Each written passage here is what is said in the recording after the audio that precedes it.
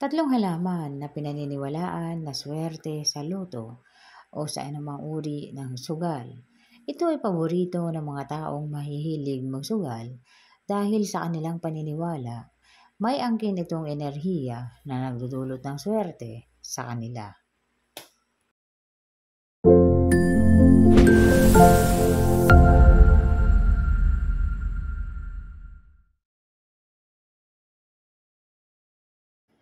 JJ Plant o kilala rin sa tawag na welcome plant. Ang halamang ito ay paboritong halaman ng mga taong mahihilig magsugal dahil ayon sa kanilang paniniwala, kapag ito ay itinanim mo sa pulang paso, ito ay nagdudulot ng swerte at maaaring magdulot ng panalo sa kanila. Inilalagay ito sa likod ng kanilang bahay bilang kumakahulugang nakatagong wealth o nakatagong yaman.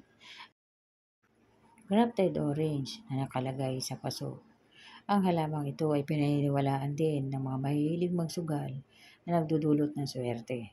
Sila ay nagtatanim ng orange sa paso at kasabay nito nilalagyan din nila ang paso ng pera.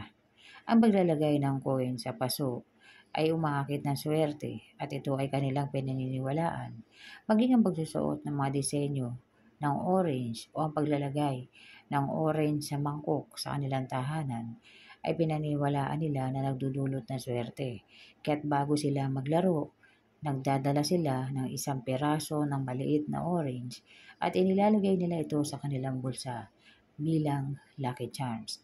Hindi lamang ito umaakit ng swerte, ito rin po ay magtataboy ng mga malas sa paligid habang naglalaro. Pineapple o pinya. Ang pinya ay pinaniniwalaang swerte sa lahat ng aspeto. Ngunit, ang mga taong mahihilig magsugal ay naniniwala na ang pinya ay maaaring magdulot ng swerte at malaking panalo sa kanila. Ito ay kanilang itinatanim sa gilid o sa likod ng kanilang tahanan dahil dito ang swerteng lugar para sa pinya. Kapag ang pinya ay nakatago, ito ay nangangahulugan ng nakatagong yaman, kaya't inilalagay nila ito sa hindi natatanaw ng iba. Dahil ayaw nila na mapunta sa iba ang swerte na ninanais nila.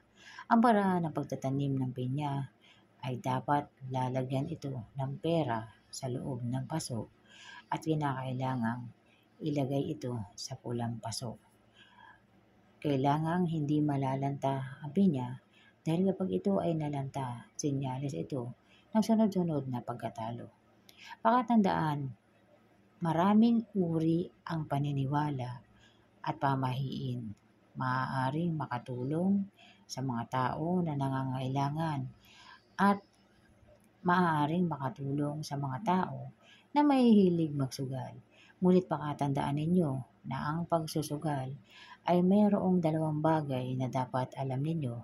Una, diskarte sa paglalaro para hindi ka umuwing talunan. Pangalawa, swerte. Ito ay ang mga panahon o pagkakataon na swerte para sa iyo. At kapag ito ay nasundan mo, swerte ang maidudulot o panalo ang maiuwi mo. Ngunit palagi mong tatandaan, may kaakibat na pangangalaga at pag-unawa upang hindi ka malasin.